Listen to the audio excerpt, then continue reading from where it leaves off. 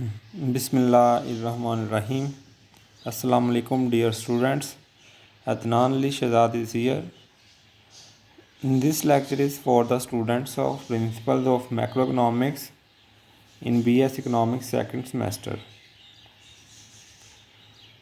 In the last lecture we have studied the multiplier effect,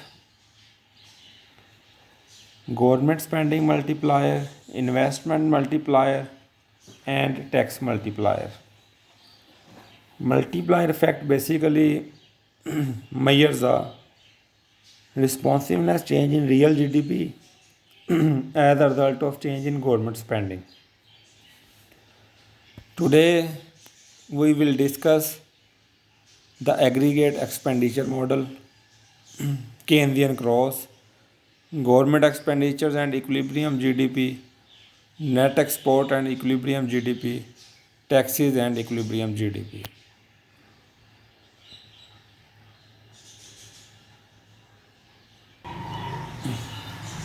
The aggregate expenditures model. There are two most critical questions in macroeconomics. First one is that what determines the level of GDP given a nation's production capacity? And second question is that what caused real GDP to rise in one period and to fall in another period? Means that GDP के level को कौन determine करता है और वो nation की production capacity को ज़ाहिर करता है. And second question is that वो किस वजह से जो है रियल जीडीपी जो है वो उसमें इजाफे का सबब होता है. देखिए ना, रियल जीडीपी किसी एक वक्त में ज़्यादा हो रही होती है, किसी एक वक्त में फॉल हो रही होती है, तो वो कौन से फैक्टर हैं किस वजह से वो राइज़ होती है और किस वजह से वो फॉल होती है. To answer this question we construct the aggregate expenditure model. हम बेसिकली ये दो जो मेन इकानमी के क्वेश्चंस हैं, ये मेजर मैक्रो इकोनॉमिक क्वेश्चंस कहलाते हैं. इनको major macroeconomic critical questions कहा जाता है. तो इन क्वेश्चंस का आंसर करने के लिए we construct the aggregate expenditure model. हम उसके लिए एग्रीगेट एक्सपेंडिचर मॉडल जो है वो कंस्ट्रक्ट करते हैं. हम देखते हैं कि एग्रीगेट एक्सपेंडिचर मॉडल क्या होता है. एग्रीगेट एक्सपेंडिचर मॉडल का थोड़ा सा इंट्रोडक्शन है.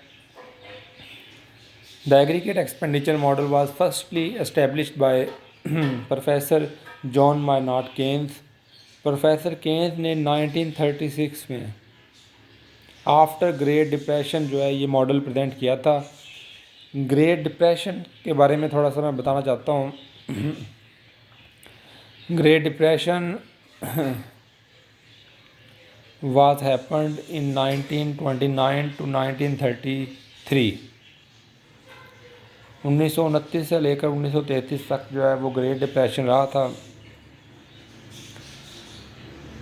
When billions of people are wandering in the street of New York, London, European countries in search of job, but fail to get job. ये ऐसा great depression था उस पीरियड में कि पूरी दुनिया में अनएम्प्लॉयमेंट जो है वो फैल गई थी. Prices of goods and services are very low but nobody wants to purchase those goods and services because they have no purchasing power, because they have no money to buy those goods and services. Goods and services की prices भी low थी, लेकिन उसके बावजूद जो है वो कोई परचेज नहीं कर रहा था क्योंकि लोगों के पास पैसे नहीं थे, लोगों के पास एम्प्लॉयमेंट अपॉर्चुनिटीज़ नहीं थी. तो ये एक वर्ल्ड क्राइसिस था, ग्रेट डिप्रेशन 1929 से 1933. उसके फौरी बाद जो है जॉन मायनार्ड केन्स ने 1936 में अपनी एक बुक लिखी थी, general theory of employment and income determination. उस बुक में जो है वो ग्रेट डिप्रेशन को कैसे ओवरकम करना है, उसका सलूशन, इस बारे में काफ़ी सजेशन वगैरह और काफ़ी न्यू चीज़ें जो है वो इंट्रोड्यूस करवाई थी. और इसी बुक में ये एग्रीगेट एक्सपेंडिचर मॉडल जो है प्रोफेसर केन्स ने इंट्रोड्यूस करवाया था. Which is also named as the Keynesian cross. वो केन्जियन क्रॉस के नाम से भी फेमस है। Keynesian cross model is that the amount of goods and services produced and therefore the level of employment depend directly on the level of aggregate expenditures, means total spending।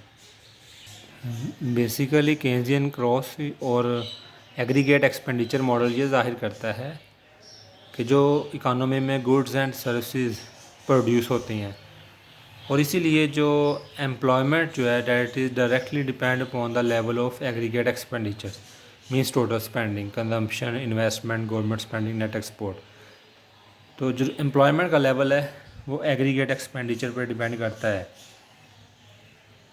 मज़ीद हमें explain करते हैं इसे, तो आप लोगों को आहिस्ता आहिस्ता क्लियर होता जाएगा कि क्या है ये Keynesian cross.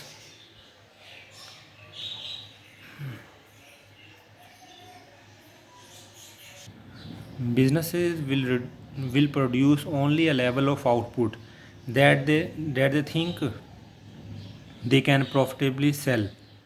They will idle their workers and machinery when there is no market for their goods and services. Basically, I want to explain that why actual expenditures are differ from the planned expenditure. Actual expenditure जो है वो planned expenditure से different क्यों होते हैं? Planned expenditure और actual expenditure को पहले मैं डिफ़ाइन करना चाहूँगा। Actual expenditures are those expenditures which are it represents those expenditure which are made by households, firms and government actually, and planned expenditures represents those expenditures which households, firms and government would like to spend on goods and services। मैं repeat करता हूँ, actual expenditures represents those expenditures which households, firms and government actually spend on goods and services, while planned expenditures are those expenditures which households, firms and government would like to spend on goods and services। मतलब जो वो खर्च करना चाहते हैं would like to spend on goods and services, वो planned expenditure होते हैं, और जो एक्चुअली स्पेंड करते हैं वो एक्चुअल एक्सपेंडिचर होते हैं।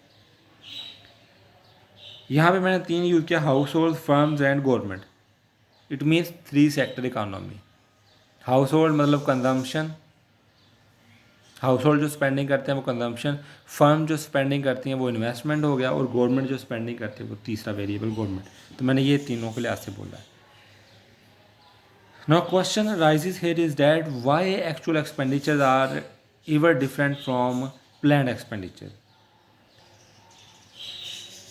Due to unplanned inventory investment.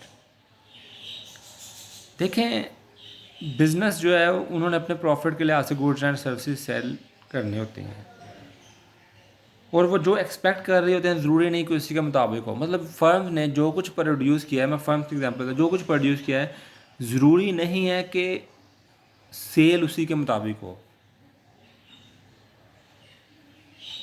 Means sale does not always according to your expectations, according to firm's expectation। ऐसा तो नहीं होता ना कि जो कुछ फर्म ने प्रोड्यूस हुआ है वो सारे का सारा सेल हो जाए। कुछ अनप्लान्ड इन्वेंट्रीज बच जाती हैं, वो नेक्स्ट ईयर के स्टॉक, कैपिटल स्टॉक में शामिल हो जाती हैं। तो इन अनप्लान्ड इन्वेंट्रीज की वजह से जो है वो एक्चुअल एक्सपेंडिचर जो है वो प्लान्ड एक्सपेंडिचर से डिफरेंट होते हैं। When aggregate expenditure fall, total output and employment decrease. When aggregate expenditure rise, total output and employment increase। It means according to aggregate expenditure model, when total output increases, employment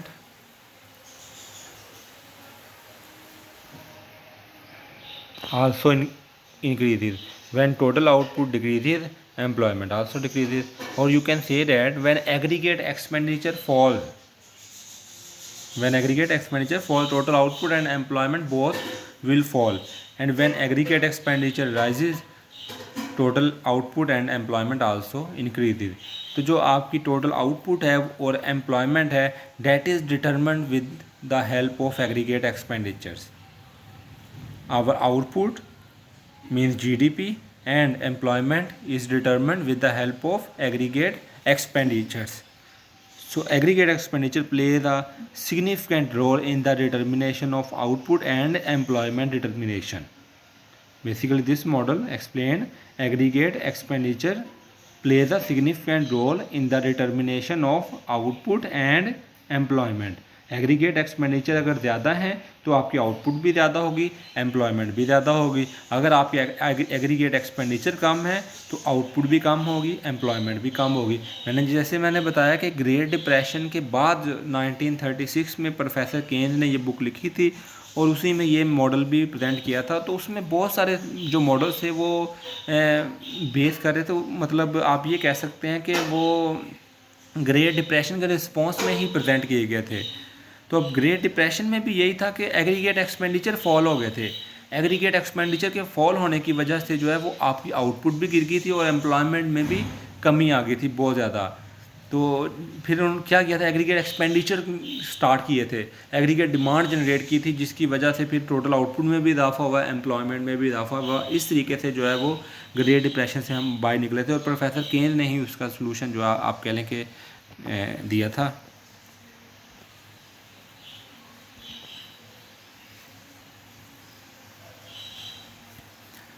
consumption and investment schedule. हम aggregate expenditure model को explain करते हैं. Consumption and investment schedule basically यहाँ पे हम पहले 2 sector economy के ज़रिए एक्सप्लेन करेंगे, देन हम 3 सेक्टर इकानमी के ज़रिए एक्सप्लेन करेंगे एंड देन हम 4 सेक्टर इकानमी और ओपन इकानमी के ज़रिए एक्सप्लेन करेंगे. In a 2 sector economy there are 2 main variables of GDP, consumption and investment. In private closed economy, the 2 components of aggregate expenditure are consumption and gross investment. Private closed economy, private means कि government इसमें शामिल नहीं है, closed economy है मतलब net export भी शामिल नहीं है. प्राइवेट मीन्स गवर्नमेंट शामिल नहीं है, क्लोज्ड इकानमी मीन्स के नेट एक्सपोर्ट भी शामिल नहीं है. तो it means GDP is equal to consumption plus saving. अब जो हम देखें अपनी इनकम का कुछ हिस्सा कंज्यूम कर लेते हैं, गुड्स एंड सर्विसेज परचेज कर लेते हैं और बाकी जो है वो सेव कर लेते हैं. जो सेव करते हैं वो with the passage of time हम इन्वेस्टमेंट में कन्वर्ट कर देते हैं. ऐसे ही करते हैं ना, नहीं इन्वेस्टमेंट में करते तो गेन कंजम्पशन कर देंगे. मतलब आपने सेविंग की है, सेविंग करने के बाद जो है वो आईफोन परचेज़ कर लिया है तो वो तो कंजम्पशन है, कंजम्पशन चला गया. ठीक है, यहाँ पे सेविंग की है, वो आपने बाद में जाके आपने कोई प्लॉट ले लिया है, कोई दुकान ले ली है, कोई इन्वेस्टमेंट करने शुरू कर दी है कोई, तो वो इन्वेस्टमेंट में, तो सेविंग जो है वो इन्वेस्टमेंट में कन्वर्ट हो जाती है. So you can say that Y is equal to C plus I. At equilibrium saving is always equal to investment. और इक्विलिब्रियम वहाँ पे होता है जहाँ पे आपकी सेविंग और इन्वेस्टमेंट आपस में इक्वल हो जाएं. Here you can see that first diagram is investment demand curve. Investment demand curve which shows the relationship between the real interest rate and investment. Real interest rate which is exogenous variable on the y-axis and investment on the x-axis. In the first diagram, we have already studied that investment demand curve is negatively sloped. In the previous chapter, basic macroeconomic relationship में हमने ये पढ़ा है कि investment demand curve जो है वो negatively sloped होता है. अगर इंटरेस्ट रेट ज़्यादा होगा तो डिमांड फॉर इन्वेस्टमेंट कम होगी, अगर इंटरेस्ट रेट कम होगा तो डिमांड फॉर इन्वेस्टमेंट ज़्यादा होगी. मतलब इंटरेस्ट रेट कम होने का मतलब है कॉस्ट ऑफ बोरिंग मनी कम है तो लोग ज़्यादा इन्वेस्टमेंट करेंगे, इन्वेस्टमेंट में इजाफा होगा. और इसी तरह इंटरेस्ट रेट के ज़्यादा होने का मतलब है कॉस्ट ऑफ बोरिंग मनी ज़्यादा है तो फिर इन्वेस्टमेंट लोग कम करेंगे क्योंकि ज़्यादा उनको कॉस्ट पे करना पड़ेगी। सेकंड डायग्राम शो कर रही है relationship between investment and real domestic product means GDP. अब इन्वेस्टमेंट जो है वो विल रिमेन सेम। आप कह सकते हैं कि सेविंग पे डिपेंड करती है। लेट्स से कि 20% सेविंग है तो 20% ही इन्वेस्टमेंट होगी। 20% सेविंग है तो 20% ही इन्वेस्टमेंट होगी। हाँ, वो जीडीपी को कितना अफेक्ट करती है ये मैटर कर सकता है। जीडीपी को कितना अफेक्ट करती है वो मैटर, और ये डिटरमिन होगा मल्टीप्लायर से कि आपकी इन्वेस्टमेंट में जो चेंज आ रही है वो जीडीपी को कितना अफेक्ट करती है, वो डिपेंड करता है मल्टीप्लायर की वैल्यू पे। So equilibrium GDP is equal to consumption plus investment. So the aggregate expenditure consists of consumption and investment in the two sector economy, or you can say that in the private closed economy. There sum explains the aggregate expenditure schedule. This is the aggregate expenditure model, or you can say that this is the Keynesian cross for the private closed economy or for the two sector economy. Here you can see that 45-degree line represents a planned expenditure line, which is smooth line, planned expenditure.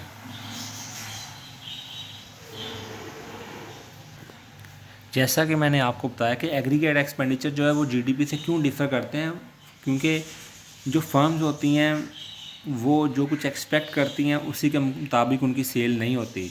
बाज़ का cell ज़्यादा हो जाती है, बाज़ का कम भी हो जाती है, तो वो ड्यू टू अनप्लैंड इन्वेंट्री ये दोनों डिफर होते हैं। लेकिन इक्विलिब्रियम कंडीशन में इक्विलिब्रियम वहाँ पे होगा जहाँ पे आपके एग्रीगेट एक्सपेंडिचर जो है वो जीडीपी के इक्वल हो जाएं। Means GDP is equal to C plus I. C plus I जो है वो एग्रीगेट एक्सपेंडिचर हैं for the private closed economy. आप देख सकते हैं 45 डिग्री लाइन जो है वो आपके जीडीपी स्मूथ पैटर्न को जाहिर कर रही है, और एग्रीगेट एक्सपेंडिचर जो है वो थोड़ा फ्लैटर शेप में है। आप देख सकते हैं थोड़ा फ्लैटर शेप में है as compared to GDP line C plus आई।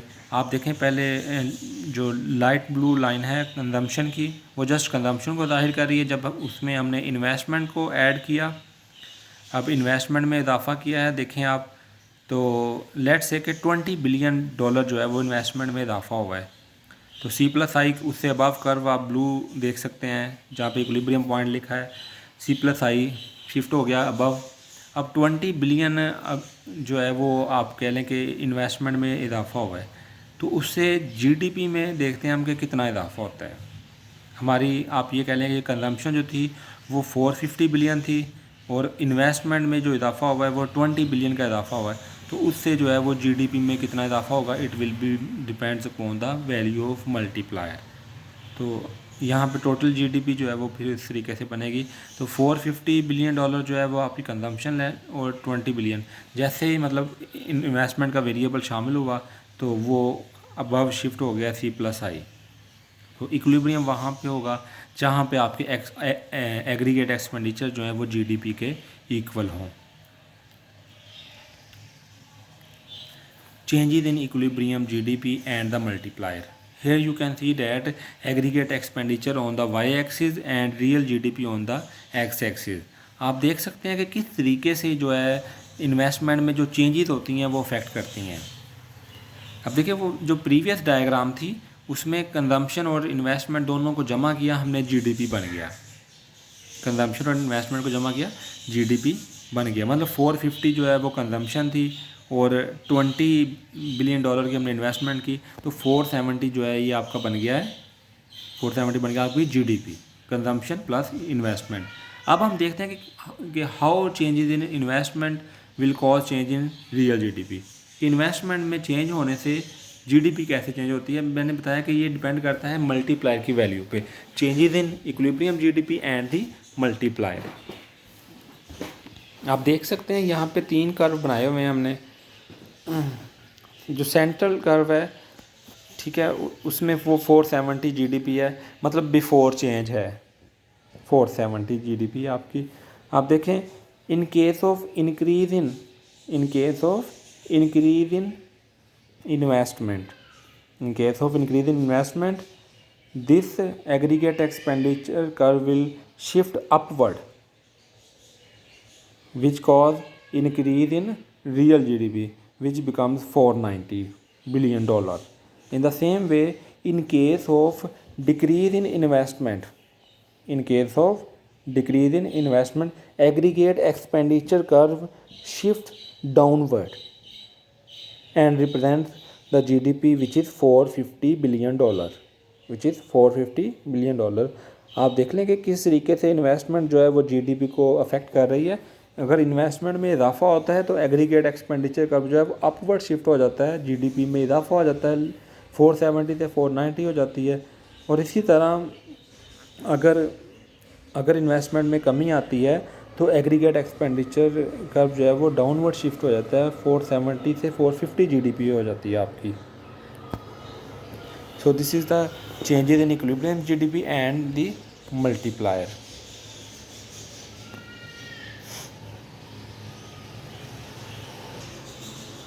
और हमारे पास अगर अब यहाँ पे लेट्स से कि मल्टीप्लायर देखें, चेंजेस इन जीडीपी फार्मूला मैं रिवाइज करता हूँ, हमने प्रीवियस लेक्चर में पढ़ा होगा। Change in GDP is equal to multiply by changes in investment. इस तरीके से जीडीपी में जो चेंज है वो डिटरमिन होती है। दोबारा रिपीट करता हूँ, change in real GDP is equal to multiply by change in investment. तो इस तरीके से जो है हम जीडीपी में जो चेंज है वो फाइंड आउट कर सकते हैं। वैसे भी अगर इन तीनों में से कोई दो वैल्यूज़ आपके पास मौजूद हों, आप थर्ड वैल्यू फाइंड आउट कर सकते हैं। Let's include another third variable net export and equilibrium GDP. यहाँ पे हम एक और वेरिएबल शामिल करते हैं which is net export, means open three sector economy बोलेंगे, ये इसको ओपन इकानमी भी हम बोल सकते हैं। Net export is equal to exports minus imports. अगर आप एक्सपोर्ट में से इम्पोर्ट्स को माइनस कर देंगे तो ये नेट एक्सपोर्ट बन जाएगा। अब देखें सिंपल है कि अगर इसकी वैल्यू माइनस में होगी तो it means your imports are greater than your exports, और अगर इसकी वैल्यू पॉजिटिव में होगी it means your exports are greater than imports. और पॉजिटिव में होने का मतलब है जितनी ये इम्प्रूव करेगी, पॉजिटिव में ज़ाहिर है जितनी इम्प्रूव करेगी जीडीपी में भी उतना ही इजाफा होगा, क्योंकि ये ऐड हो रहा है। GDP is equal to consumption plus gross investment plus net export. आप देख सकते हैं नीचे फार्मूला में थोड़ी करेक्शन आप देख लें, एक्सपोर्ट माइनस इम्पोर्ट है यहाँ पे, थोड़ी करेक्शन कर लीजिएगा। GDP is equal to consumption plus gross investment plus export minus import. Import जो है वो माइनस होंगी, तो ये trade balance means net export को मैं ट्रेड बैलेंस भी बोल रहा हूँ। तो जितना ये इम्प्रूव होगा उतना ही जीडीपी में इजाफा होगा ना, प्लस हो रहा है, ऐड हो रहा है, इट मीन्स तो जितना ये इम्प्रूव होने का मतलब है जितनी एक्सपोर्ट्स आपकी इम्पोर्ट से ज़्यादा होंगी, बिकॉज एक्सपोर्ट जो है वो ऐड हो रही हैं और इम्पोर्ट्स जो हैं वो माइनस हो रही हैं। तो इन दोनों का जो बैलेंस है वो नेट एक्सपोर्ट कहलाता है। तो जितना ये इम्प्रूव होगा नेट एक्सपोर्ट बैलेंस उतना ही जीडीपी में इजाफा होगा, और जितना ये नेगेटिव में जाएगा उतना ही वो जीडीपी में से सब्ट्रैक्ट होगा। ये थर्ड वेरिएबल नेट एक्सपोर्ट का शामिल करने के बाद हम एग्रीगेट एक्सपेंडिचर मॉडल को देखते हैं। आप देख सकते हैं कि वो जीडीपी लाइन वही 45 डिग्री लाइन है, और एग्रीगेट एक्सपेंडिचर कर्व को आप देख सकते हैं। जो सेंटर कर्व है वो कंजम्पशन एंड ग्रॉस इन्वेस्टमेंट को ही जाहिर कर रहा है। जब उसमें हमने नेट एक्सपोर्ट को शामिल किया विथ पॉजिटिव नेट एक्सपोर्ट, जब पॉजिटिव नेट एक्सपोर्ट होगी इट मीन्स वो ऐड होगा, positive net export it means वो ऐड होगा। Aggregate expenditure curve shift upward, आप देख सकते हैं which cause increase in real GDP. In the same way if net export means trade balance is negative, negative कब होगा, when your imports are greater than your exports. When net export balance is negative तो वो aggregate expenditure में से minus होगा। So it will cause downward shift in aggregate expenditure curve. So your GDP will decline from 470 to 450। देखिए ना, अगर positive आपका trade balance है, पॉजिटिव नेट एक्सपोर्ट आपने ऐड किया है, तो आपका एग्रीगेट एक्सपेंडिचर कर्व जो है वो राइटवर्ड शिफ्ट हो जाएगा। राइटवर्ड कह लें या अपवर्ड्स कह लें बेहतर है, अपवर्ड शिफ्ट हो जाएगा जिससे जीडीपी में इजाफा हो जाएगा। और अगर आपका जो ट्रेड बैलेंस आपने शामिल किया है वो नेगेटिव में है, इंपोर्ट ज़्यादा है एक्सपोर्ट से नेगेटिव में है, तो उस केस में जो आपका एग्रीगेट एक्सपेंडिचर कर्व है वो डाउनवर्ड शिफ्ट हो जाएगा, जो जीडीपी के कम होने को जाहिर कर रहा है। होपफुली ये क्लियर होगा आपको।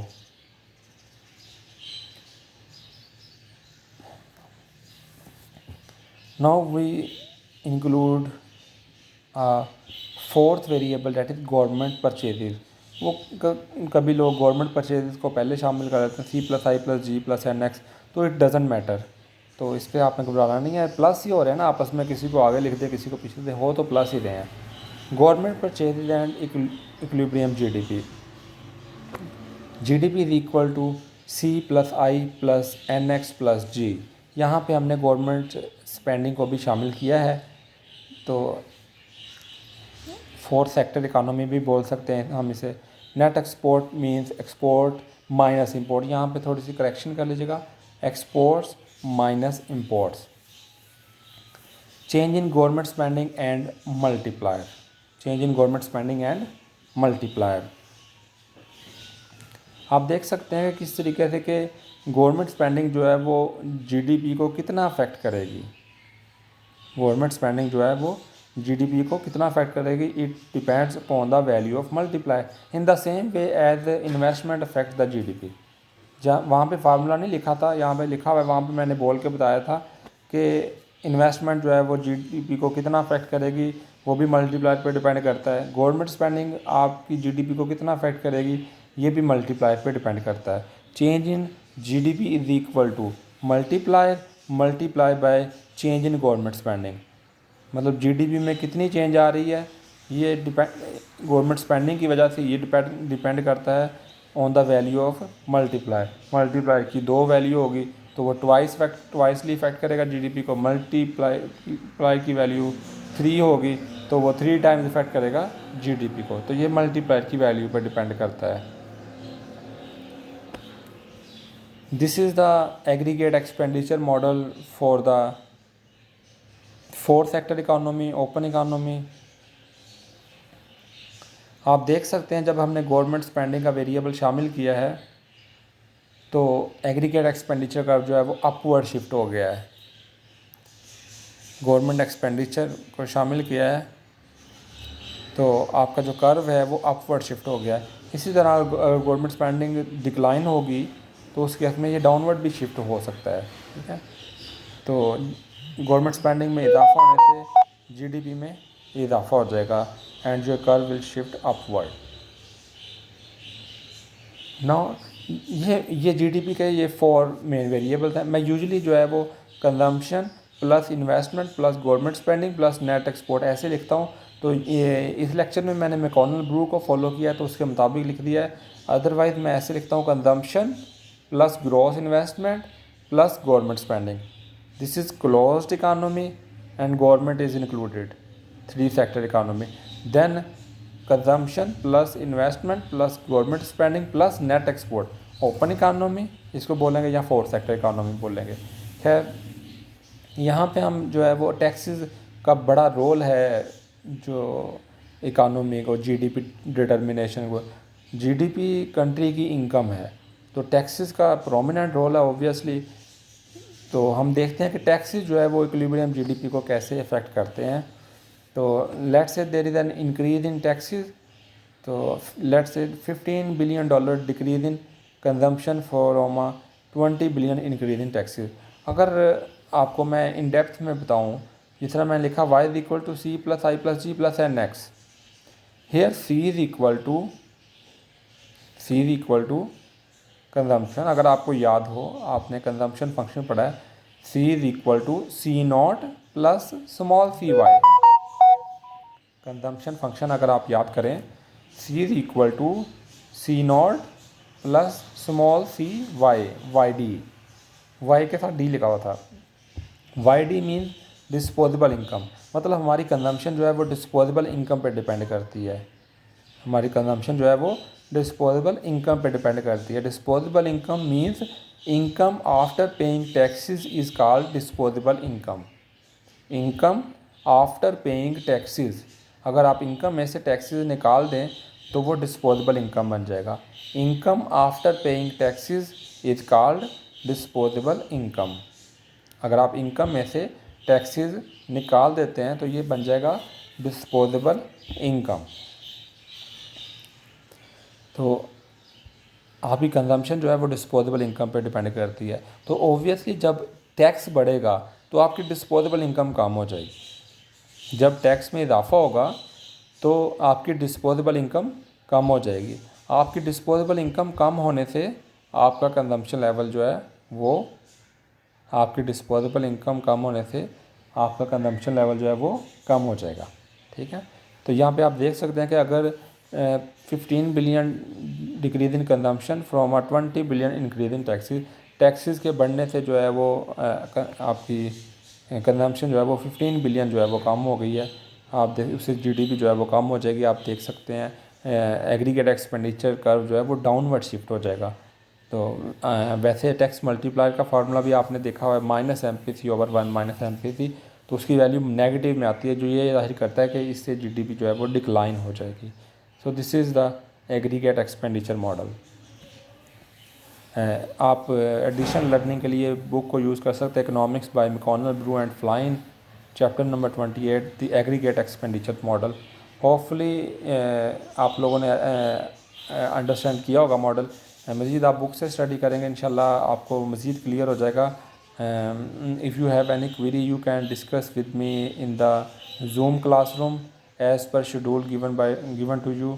Thank you so much students, stay blessed, अल्लाह हाफिज़।